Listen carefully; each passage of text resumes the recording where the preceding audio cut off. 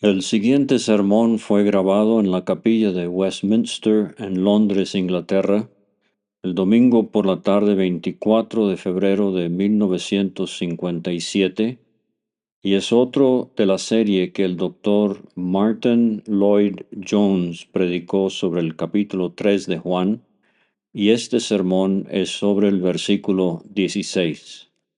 Dice así: Hemos estado considerando el mensaje de este gran tercer capítulo del Evangelio según San Juan todos los domingos por la tarde, desde el segundo domingo de este nuevo año de 1957. Y en nuestra consideración del capítulo llegamos hoy a este versículo en particular. Ahora bien, este es, supongo, el versículo más conocido de toda la Biblia. Por más ignorantes que puedan llegar a ser las personas respecto de la Biblia, de las Escrituras, en esta época y generación en la que usted y yo vivimos, es probablemente cierto decir que la mayoría de las personas han oído hablar de este versículo y son capaces de recitarlo. Es una de esas grandes declaraciones sobresalientes de las Sagradas Escrituras. Martín Lutero describe este versículo con estas palabras. Dijo que este versículo es la Biblia en miniatura. Es una muy buena descripción de este texto. Es una especie de sinopsis de toda la Biblia y su mensaje a la raza humana. Pero tengo que afirmar al mismo tiempo que probablemente no hay ningún versículo en toda la Escritura que sea tan frecuentemente mal utilizado y tan completamente mal entendido como este versículo. Esto es, supongo un versículo muy popular, y supongo que es por esa razón, en gran medida, que es tan frecuentemente mal utilizado y mal entendido. Ahora quiero mencionar ciertas formas en que este versículo es mal utilizado. Hay algunas personas que simplemente lo usan como una especie de encantamiento. Simplemente les gusta repetirlo porque es una declaración tan maravillosa y tan hermosa, y simplemente continúan repitiéndolo sin realmente enfrentarlo, sin nunca considerarlo, sin jamás analizarlo. Simplemente continúan repitiéndolo. Ya saben, las formas simplistas de las que tanta gente habla. Juan 3:16. Y siempre que los oigo hablar de ello de esa manera, siempre tengo en mi interior la sensación de que es hecho por un hombre o por varias personas que nunca se han enfrentado realmente a este versículo, que nunca han considerado realmente lo que dice. Ese es un peligro con muchas de las declaraciones más grandes y hermosas de la Biblia. Podemos estar tan encantados por el sonido mismo de las palabras que nunca nos detenemos a considerar realmente lo que están diciendo. Ahora bien, las Escrituras en realidad no están para ser nada más cantadas. Las Escrituras están para ser consideradas, para ser enfrentadas. No son música, no son poesía, principalmente son verdades. Y la verdad debe ser observada, considerada y analizada.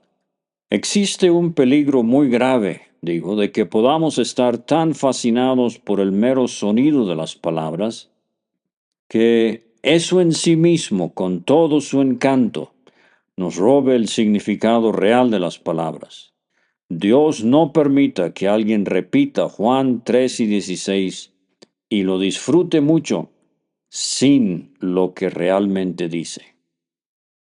Otra forma en que a menudo se malinterpreta es la siguiente. Hay muchas personas que siempre han entendido que este versículo enseña que el amor de Dios es tan grande y maravilloso que todo el mundo va a ser salvo. Ya saben a qué tipo de argumento me refiero.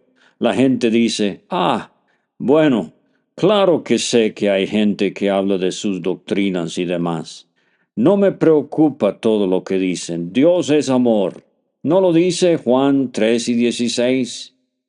Lo que quieren decir con eso es, más o menos, que no importa lo que hagas, no importa qué clase de vida vivas, no importa en gran medida lo que creas, porque Dios es amor y Dios ama al mundo y todo el mundo va a ir al cielo. No hay ninguna dificultad, no hay ninguna excepción. Dios es amor, eso es lo que importa. Ya sabe, es porque dicen que Dios es amor que hoy en día tanta gente nunca entra a un lugar de culto público. Se basan en este hecho que Dios es amor y su interpretación es, como digo, que no importa en lo absoluto lo que hagas, digas o pienses, este amor de Dios es una especie de paraguas que va a cubrir a todo el mundo.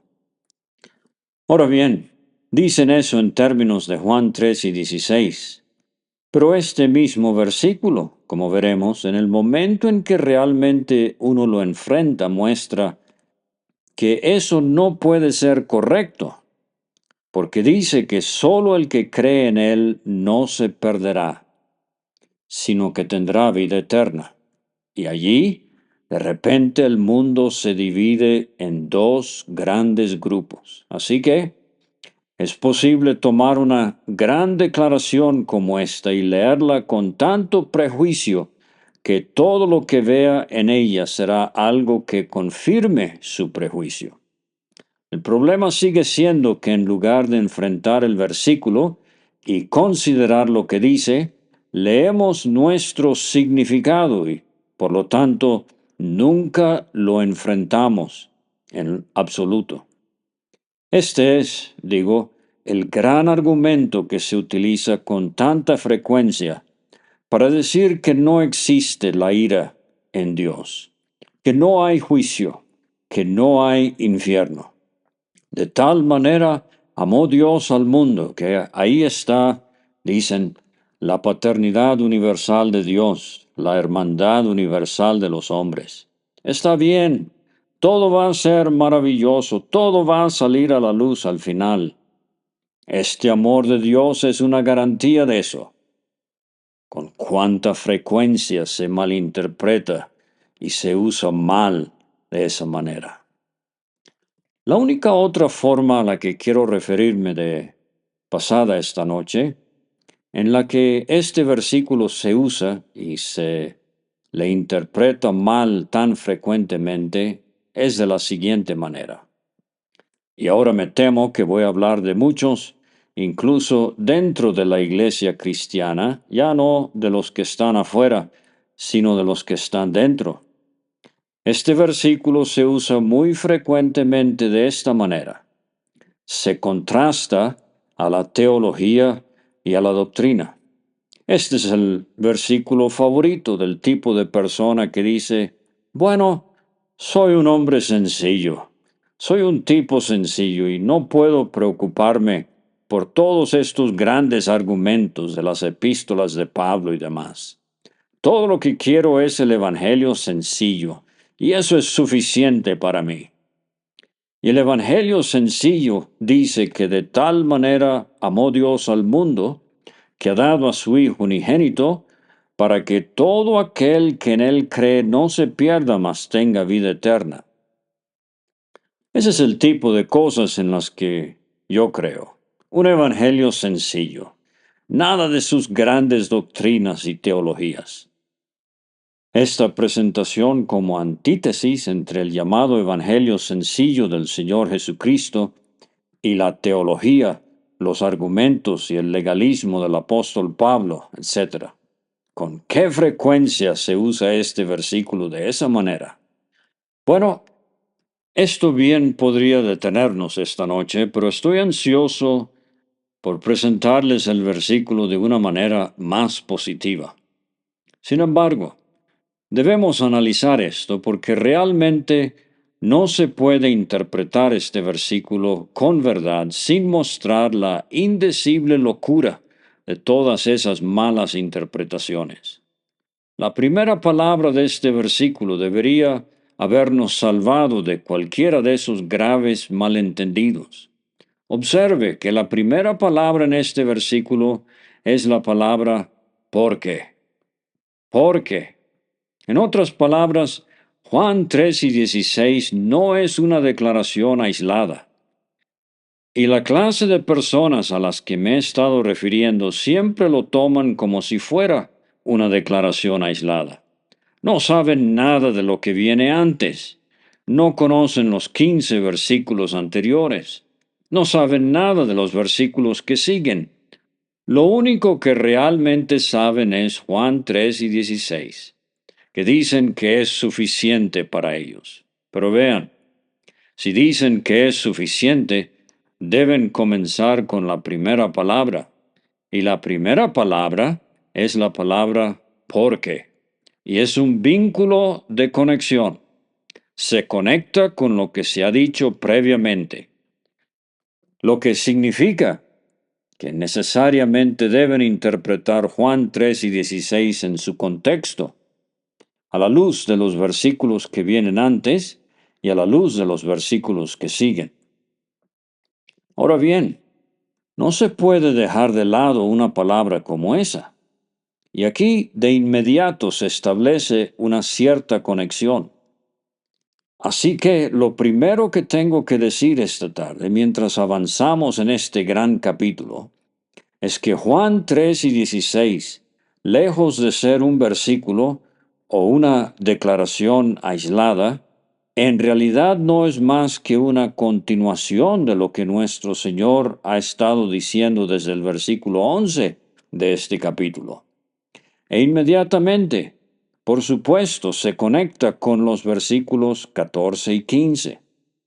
Como Moisés levantó la serpiente en el desierto, así es necesario que el Hijo del Hombre sea levantado, para que todo aquel que en él cree no se pierda, mas tenga vida eterna. Porque de tal manera amó Dios al mundo que ha dado a su Hijo unigénito. De nuevo, para que todo aquel que en él cree no se pierda, mas tenga vida eterna.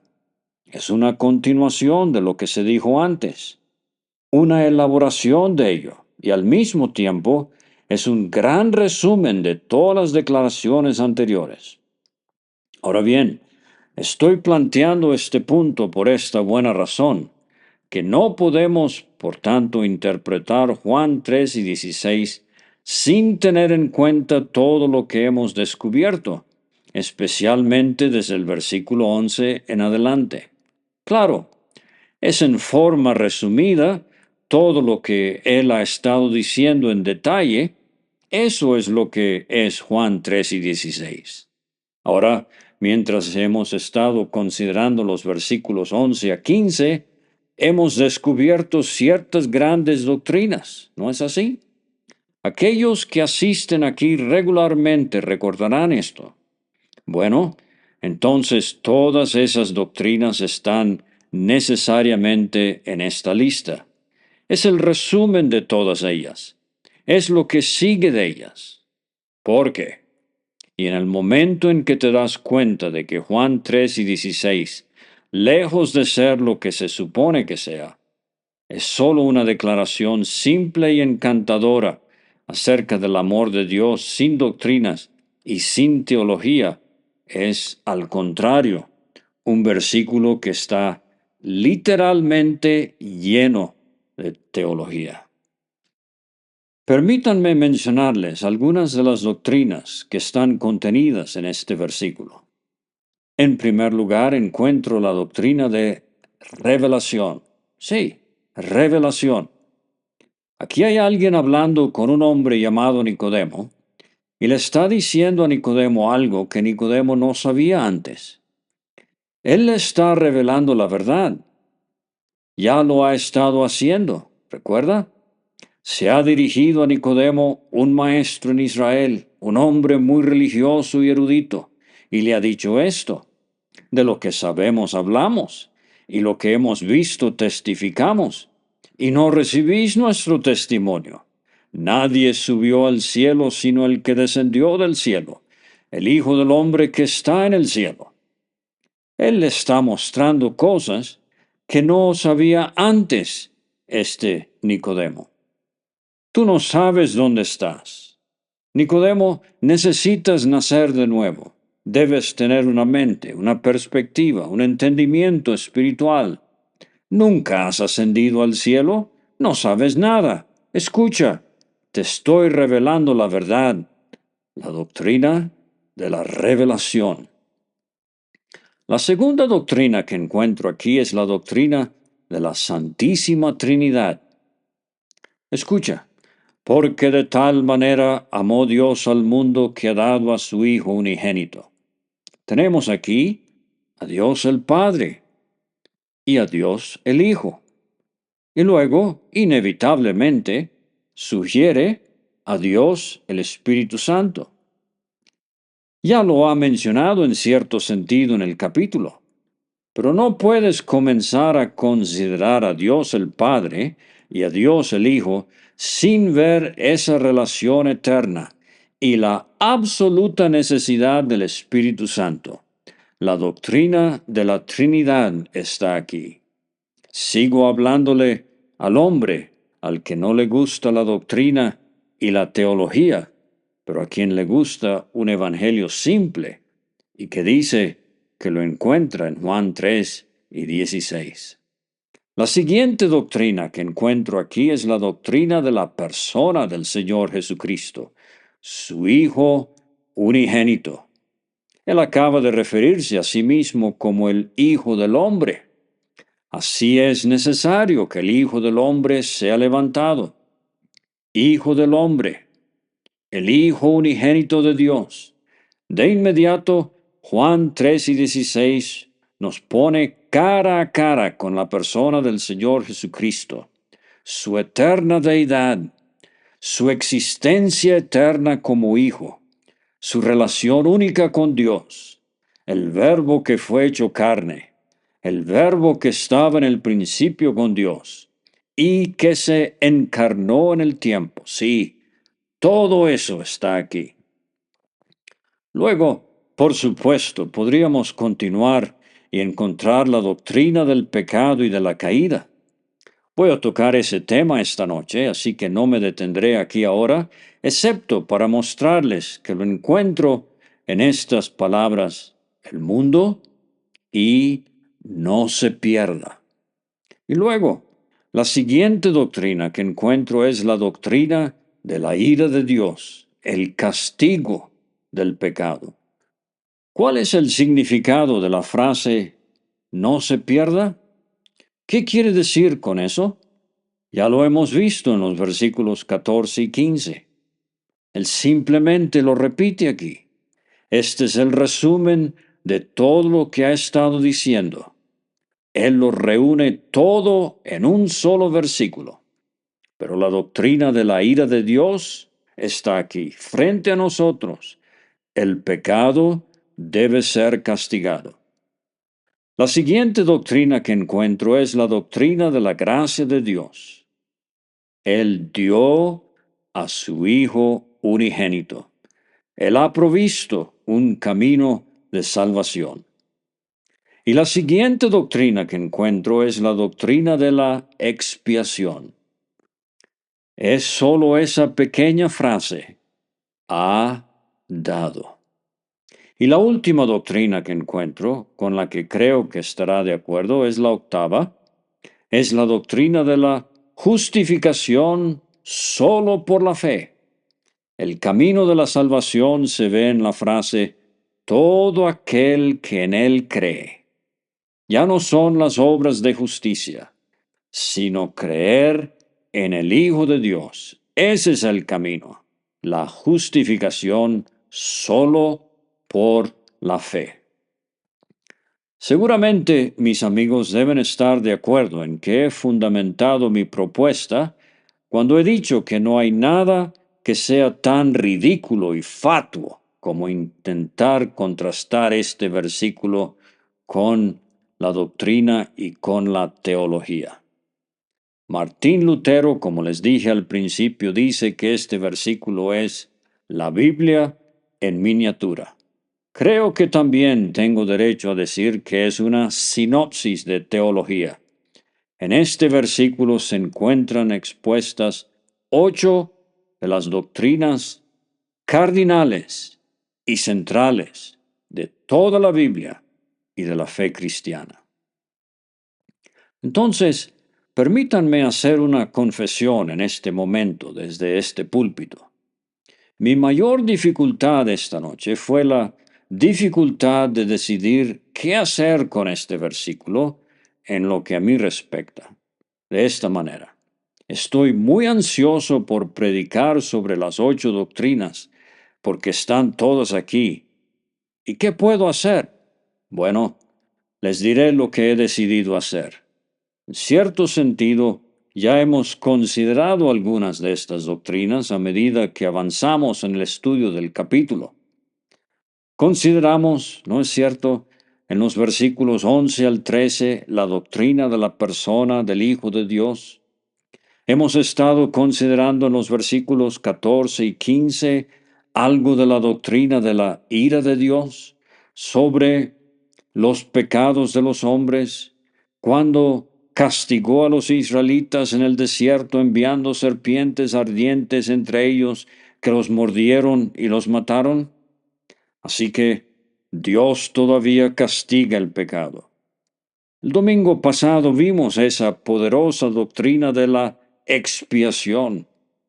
Así también es necesario que el Hijo del Hombre sea levantado.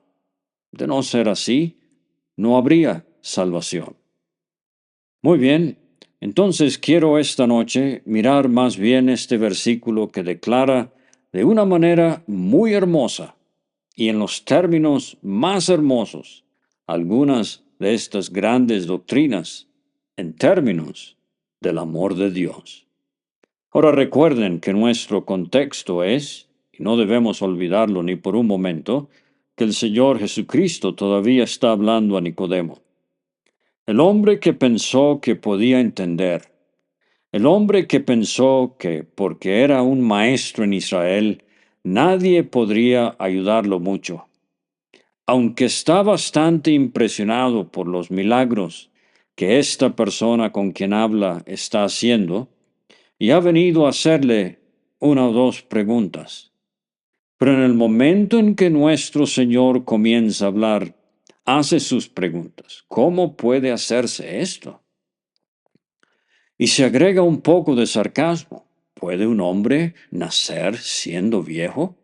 ¿Puede entrar por segunda vez en el vientre de su madre y nacer? Puntos ingeniosos para un debate, sin duda. Estamos familiarizados con eso, ¿no es así? Y todos tenemos la tendencia a hacer lo mismo. Ahora, nuestro Señor sigue hablándole a este hombre. Nicodemo piensa que su entendimiento es suficiente para captar esta poderosa revelación. Él va a mostrar ante él el amor de Dios. Y mientras lo hace, y mientras lo escuchamos esta noche, creo que veremos que nuestro entendimiento también es totalmente inadecuado. Este amor de Dios. Bueno, veámoslo. Hay dos proposiciones aquí, según lo entiendo. Estoy tomando el versículo en una forma muy general esta noche. El Señor Jesucristo está aquí diciéndole a Nicodemo que Él está en este mundo para proveer un camino de salvación debido al amor de Dios. Él ya le ha estado diciendo que lo va a hacer con respecto a su muerte. Aquí, Él dice, ¿sabes por qué todo eso va a suceder? Él dice que es por causa del amor de su Padre. Quiero decir solo una palabra sobre esto, porque antes de llegar a mi segundo principio, por esta razón, hay algunas personas que parecen pensar que el único agente activo en la salvación de los hombres es el Señor Jesucristo. Hay quienes están tan equivocados que parecen imaginarse a Dios Padre contemplando impasible, indiferente a la humanidad en pecado, como un gran legislador, opuesto totalmente a los hombres en pecado, y que no hace nada al respecto, pero que el Hijo, habiendo hecho algo por el hombre, vuelve y suplica a su Padre y al final le extrae el perdón. Qué terrible malentendido de las Escrituras. Incluso han habido ciertos himnos que han dicho y enseñado esto. Han representado al Señor Jesucristo, por así decirlo, suplicando a su Padre que perdone a los hombres, invocando los méritos de su propia sangre y suplicando al Padre que los perdone. Es totalmente erróneo.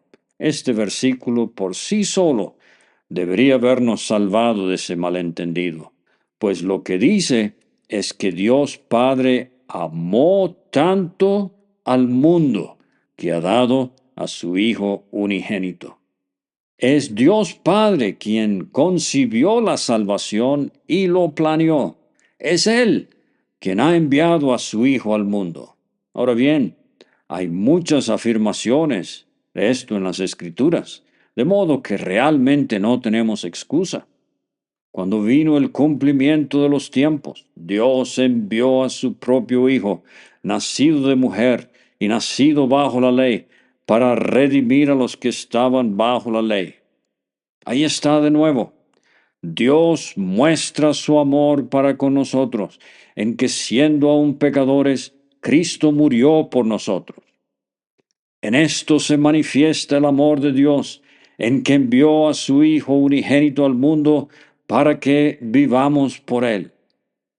Podría mantenerlos aquí por largo rato citando versículos y declaraciones similares. Dios estaba en Cristo reconciliando al mundo consigo mismo, no tomándoles en cuenta a los hombres sus pecados. Este tema bien podría detenernos esta noche. No hay nada más maravilloso que esto. Es Dios mismo a quien hemos ofendido, el que ha provisto el camino de la salvación y envió a su propio Hijo para lograrlo. Muy bien, entonces nuestro Señor le está diciendo eso a Nicodemo y al mismo tiempo, por supuesto, le está diciendo de nuevo, como ya se lo había dicho, que no hay otro camino de salvación. Si era absolutamente esencial que el Hijo de Dios fuera crucificado, lo repito una vez más, entonces no hay otro camino por el cual los hombres puedan ser salvos. De nada sirve hablar del amor de Dios. El amor de Dios solamente, sin hacer nada, no salva. El amor de Dios salva enviando a Cristo y por su muerte en la cruz. Así también el Hijo del Hombre debe ser levantado. No hay hombre que more tanto en el paraíso de los necios como el hombre que dice, no me interesan tus doctrinas de expiación, de sangre y de reconciliación. Todo lo que sé es que Dios es amor. Mi querido amigo, si eso es todo lo que sabes, nunca conocerás el amor de Dios, pero conocerás su ira. Solo hay un camino de salvación, es en Jesucristo y en Él crucificado. Y si no lo crees, pues bien, entonces este mismo versículo te dice que todavía estás en una condición en la que vas a perder. Te dice, todo aquel que en Él cree, no se pierda, mas tenga vida eterna. Muy bien, permítanme llegar a mi segundo principio, que es este. La grandeza del amor, tal como se muestra en la salvación. Eso es realmente lo que se añade o lo extra en este versículo. Como he dicho, las otras doctrinas ya han sido tratadas en cierto sentido y se acaban de repetir aquí, pero aquí hay algo que no se ha dicho antes. De tal manera amó Dios al mundo. Y la frase clave, por supuesto, es de tal manera. Ahora bien, permítanme plantearlo de esta manera. ¿Qué sabemos realmente acerca del amor de Dios? Esa es la pregunta. La mayoría de las personas parecen pensar que saben todo acerca del amor de Dios. Y digo que es debido a que creen que saben todo acerca del amor de Dios, pero no les interesa la Biblia, nunca la leen, nunca le oran a Dios. Dicen que está bien, que Dios es amor. Creen que saben todo acerca del amor de Dios, que de todo es lo maravilloso en Dios. Creen que lo saben todo acerca de ello y no les interesan otras cosas. ¿No es monstruoso? ¿No es trágico? Lo que nuestro Señor está diciendo realmente aquí es esto. No sabes nada acerca del amor de Dios a menos que conozcas todo lo que está incluido en esta frase, de tal manera. De tal manera amó Dios al mundo que ha dado a su Hijo unigénito. ¿Cómo podemos saber algo acerca del amor de Dios? El amor de Dios es tan grande como Dios mismo. Es infinito, es eterno, es imperecedero. ¿Afirmas que crees en el amor de Dios y que conoces el amor de Dios? Bueno, comparemos y contrastemos tu noción del amor de Dios con la idea del Señor Jesucristo al respecto. Aquí nos da las medidas de este amor en la frase de tal manera. Aquí están, escuche. Lo primero que tenemos que saber antes de poder saber algo acerca del amor de Dios es el mundo. De tal manera amó Dios al mundo que ha dado a su Hijo unigénito. Eso, le dice el Señor Jesucristo a Nicodemo, es lo asombroso, que ama al mundo. ¿Qué significa el mundo? Bueno, obviamente no se refiere al planeta físico. ¿Qué significa entonces? Bueno, el mundo debe significar la humanidad, debe significar la naturaleza humana. No me refiero con eso al conjunto de cada ser humano, me refiero al hombre tal como Dios lo creó, la naturaleza humana. Eso es lo que Dios ama. Pero, ¿dónde está la grandeza de que Dios ame eso? Dice alguien. Ah, todo depende de cuál sea tu visión de la humanidad, del mundo. Ahora bien, ¿qué dice la Biblia sobre esto? ¿Y qué dice el Señor Jesucristo mismo sobre esto? Está perfectamente claro, es evidente por todos lados. El mundo es aquello que siempre se contrasta con Dios y con el reino en el que Él gobierna y en el que Él mora. El mundo es el reino en el que Satanás trabaja, existe y domina. Se le llama el Dios de este mundo, el príncipe de la potestad del aire, el espíritu que ahora opera en los hijos de desobediencia. Es decir, el mundo en las escrituras siempre significa la humanidad, la naturaleza humana desde la caída. ¿Sabes lo que eso significa? Dios hizo al hombre perfecto y lo puso allí en aquel huerto.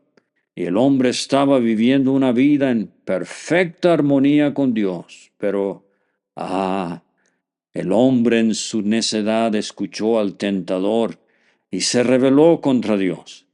Él afirmó su voluntad contra la voluntad de Dios, puso su deseo en lugar del deseo de Dios, satisfizo su propia carne en lugar de satisfacer la ley de Dios. Y debido a eso cayó, se convirtió en pecador, y toda su vida desde entonces ha sido una vida de pecado. Bueno, no necesito detenerme mucho en esto. Seguramente todos sabemos cómo es el mundo, ¿no es así? ¿Cómo es la humanidad? Si ha estado leyendo los periódicos dominicales, usted ya sabe cómo es. Especialmente si lee el periódico que tiene la mayor circulación, sabe exactamente cómo es la naturaleza humana. El lugar en que ves tanta lujuria, pasión, avaricia, celos, envidia, malicia, amargura, odio. Eso es el mundo. Esa es la humanidad. Esa es la naturaleza humana ahora. No, no estoy siendo injusto. Este no es mi punto de vista personal. Le estoy hablando de lo que se ve en los eventos cotidianos de la vida. Simplemente estoy informando lo que los periódicos están informando y de lo que todos estamos conscientes. ¿Qué es el mundo? Bueno, miren dentro de su propio corazón. Miren dentro de ustedes mismos. Todos sabemos lo que significa lujuria y pasión, ¿no es así? Sabemos lo que significa afecto desmesurado. Sabemos lo que es tener un deseo incontrolable. Aunque nuestra conciencia lo prohíba, aunque nuestro intelecto lo prohíba, lo queremos. Debemos tenerlo, aunque pueda traernos ruina.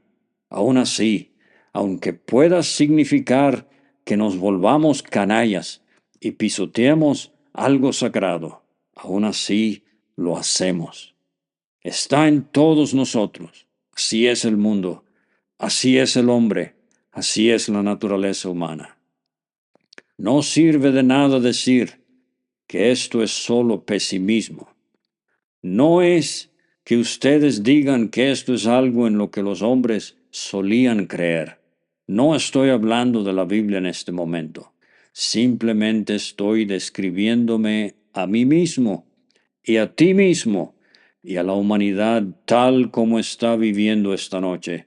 Así es el mundo.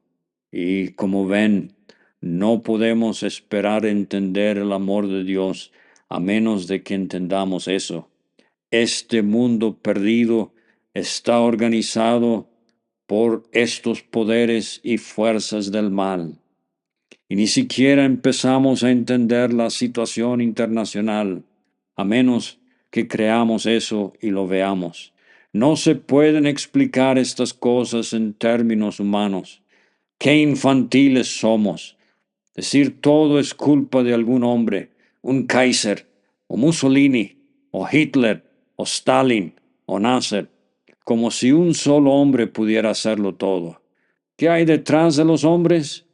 ¿Qué hay detrás de las naciones? ¿Por qué nuestra voluntad tiene que ser como es? Yo digo que solo hay una explicación. El mundo, el hombre, los hombres están bajo este poder maligno.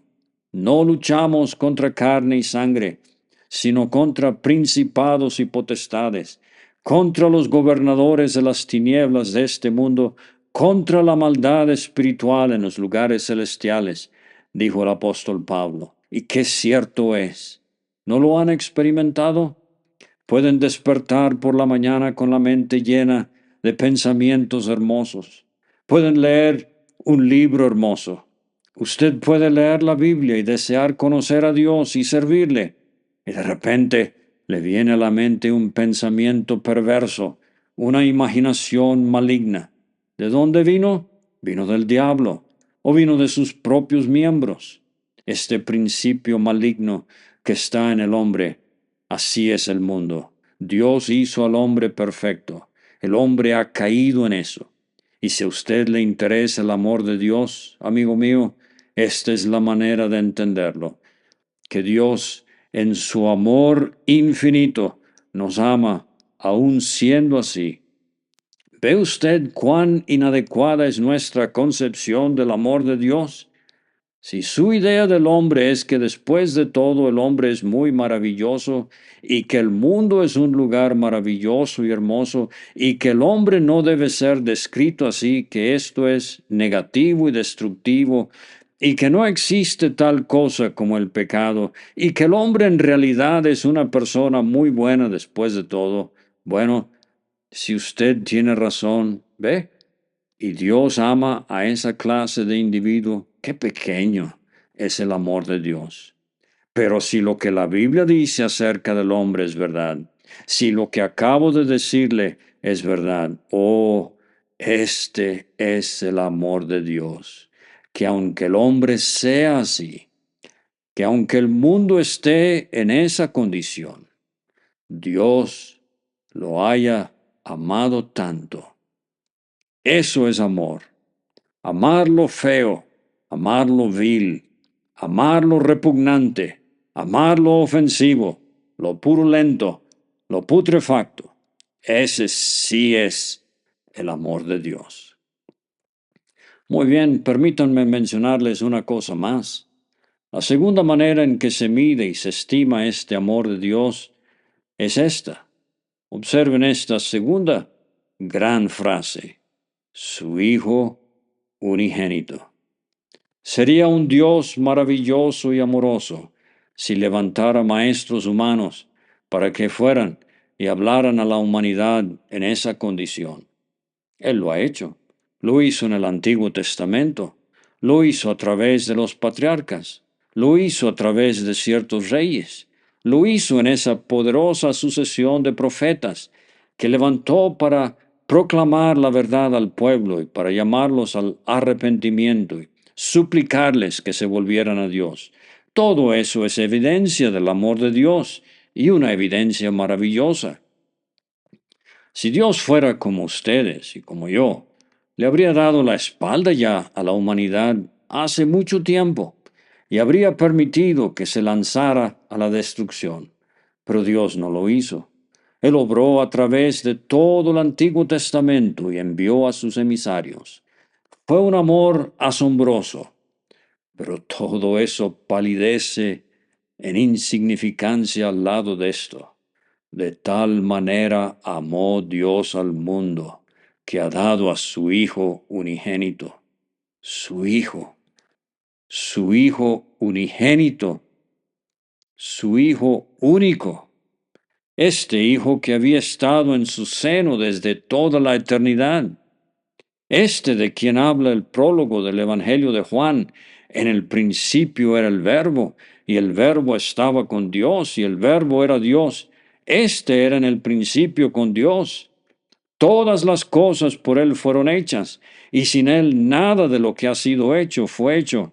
En Él estaba la vida, y la vida era la luz de los hombres. Eso es, el Hijo unigénito de Dios, no un hijo, el Hijo, el propio Hijo de Dios, el Hijo de Dios, el unigénito, no creado. A los hombres se les llama a veces en la Biblia hijos de Dios, sí, pero son hijos creados de Dios. A los ángeles se les llama a veces hijos de Dios, sí, pero los ángeles fueron creados.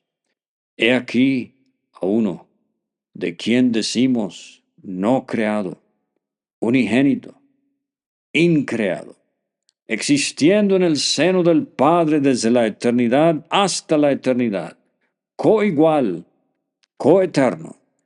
Dios como Padre es Dios, Dios el Hijo eterno. Y aquí es donde se ve el amor de Dios, que el Padre eterno envió al Hijo eterno. Salió de él a un mundo como este. En esto consiste el amor, no en que nosotros hayamos amado a Dios, sino en que Él nos amó primero. ¿Lo han visto alguna vez? Ustedes que dicen que conocen el amor de Dios, ¿lo han medido alguna vez de esta manera? Que Dios haya enviado a su propio Hijo unigénito a un mundo como este, que a ustedes y a mí a veces nos parece bastante malo y casi insoportable. Nosotros que estamos en este tabernáculo gemimos, estamos agobiados, dice un alma sensible y santa, como el apóstol Pablo después de su conversión.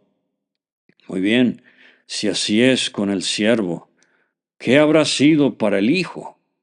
¿Pueden imaginarse cómo fue este mundo para el Hijo de Dios, quien siempre había vivido en la pureza, en la santidad del cielo y de Dios, y viene a un mundo como este, y siente su veneno y su malicia y su odio y su amargura y desprecio y pasión?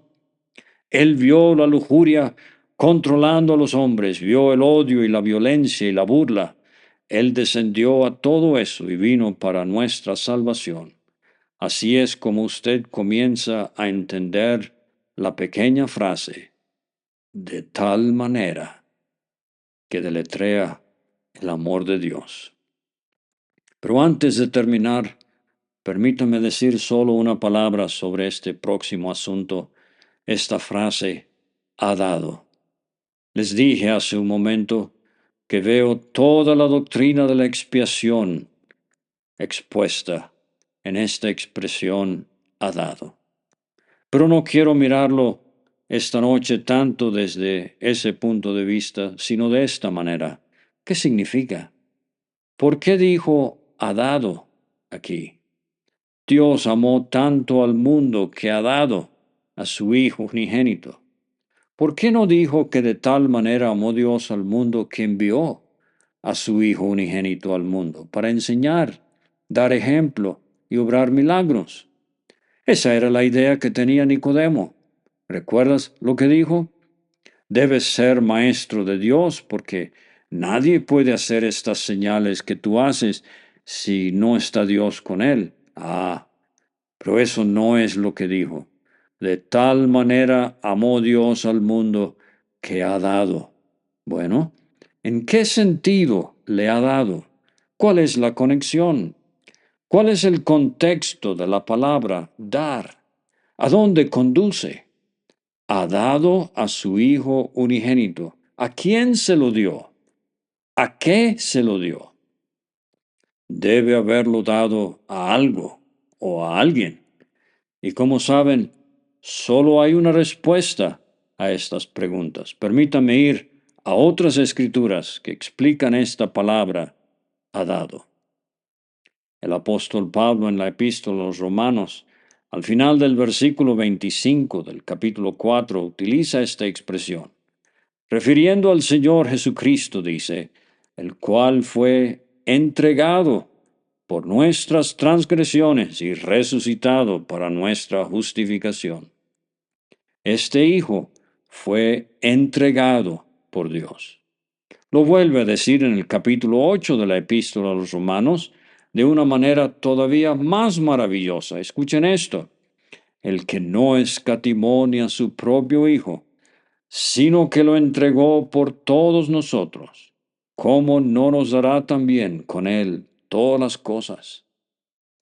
Ahí está el contenido de ha dado, lo entregó. El que no escatimó ni a su propio Hijo, lo entregó. Lo entregó. ¿A qué? Lo entregó a la muerte de cruz. Lo entregó a la agonía, a la vergüenza y al sufrimiento del Calvario. Es el único contenido de esta palabra ha dado. No tiene otro significado. Y como ya les he recordado, este versículo 16 es un resumen de los versículos anteriores. El que ya nos ha dicho lo que significa la palabra ha dado en los versículos 14 y 15. Como Moisés levantó la serpiente en el desierto, así también es necesario que el Hijo del Hombre sea levantado, crucificado en un madero, colgado en un poste y puesto en alto, para que los hombres lo vean como el único camino de salvación. El amor de Dios. Bueno, aquí está el amor de Dios, el que no escatimó ni a su propio Hijo. ¿Qué quiere decir con eso? ¿Qué quiere decir cuando dice que Dios no escatimó ni a su propio Hijo allí en el Calvario? Bueno, les diré lo que significa. Este Hijo de Dios, que vino del cielo a este mundo para llevar sus pecados y los míos, los tomó sobre sí mismo. Le dijo a Juan el Bautista, bautízame. No, no, dice Juan, tú deberías bautizarme a mí, no yo a ti. No, no, dice Cristo, así conviene que cumplamos toda justicia. Lo que quiso decir fue esto. Él estaba allí identificándose con nuestros pecados. Los estaba tomando sobre sí. Él había venido para llevarlos y para soportar su castigo. Los tomó sobre sí. Su Padre los puso sobre él. Esto es lo que quiere decir Pablo. el que no perdonó a su propio Hijo. Míralo allí en el Calvario con tus pecados y los míos sobre él. Dios lo hirió. No lo perdonó porque era su propio Hijo. Había dicho que iba a tratar con el pecado, que iba a castigar el pecado, y castigó el pecado en su propio Hijo. No le perdonó nada. Derramó la copa de su ira sobre él. Por eso Cristo murió con el corazón roto. No le ocultó nada. Soportó el dolor y la agonía del infierno en lugar de todos los que creen en él. No le detuvo nada de su ira. No hay nada relacionado con el castigo del pecado que el Hijo de Dios no haya experimentado y sentido allí en la cruz del Calvario. Él entregó a su Hijo unigénito para eso. Él no perdonó a su propio Hijo, sino que lo entregó por todos nosotros. Y al hacerlo, Dios creó y proporcionó un camino de salvación para nosotros.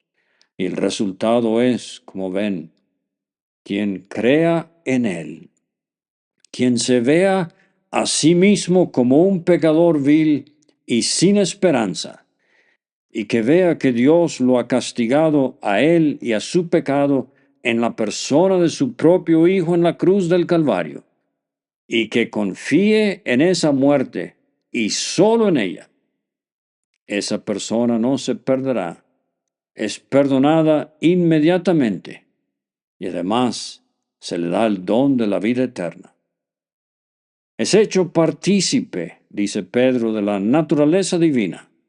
Se convierte en un hijo de Dios y tiene una esperanza del cielo y de la gloria. ¿Tu concepción del amor de Dios incluía todo eso? ¿Es esa tu idea del amor de Dios cuando dijiste que solo querías saber acerca del amor de Dios? Mi querido amigo, ¿no has visto que no sabes nada acerca del amor de Dios a menos de que lo interpretes en los términos de este versículo?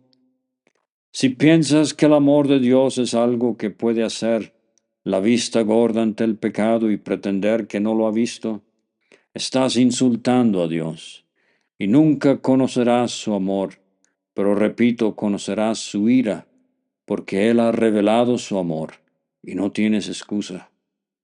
No es lo que tú y yo pensamos acerca del amor de Dios lo que importa. ¿Quiénes somos? Somos demasiado pequeños para entender el átomo. Somos demasiado pequeños como para entendernos a nosotros mismos. ¿Quiénes somos para entender el amor de Dios? Solo hay uno que realmente sabe lo que es el amor de Dios, y ese es el Hijo unigénito de Dios. Y ahí estaba diciéndole a Nicodemo, y aquí esta noche te dice a ti y me dice a mí, que ese es el amor de Dios, que aunque tú y yo merecemos verdaderamente el infierno, verdaderamente lo merecemos por ser lo que somos y por nuestra arrogancia contra Dios, verdaderamente lo merecemos. Pero aunque lo merecemos, Dios ha provisto una manera por la cual podemos escapar de ello y convertirnos en sus hijos y pasar la eternidad con Él.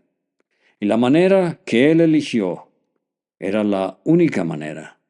Fue entregar a su Hijo para que soportara el castigo completo de su propia ira y así libertarnos. Porque de tal manera amó Dios al mundo, que ha dado a su Hijo unigénito, para que todo aquel que en Él cree no se pierda, mas tenga vida eterna. ¿Has creído en Él? ¿Estás confiando solo en Él y en el mérito de su sangre? Te lo ruego, hazlo ahora. Sin Él te perderás, pero con Él tendrás vida eterna.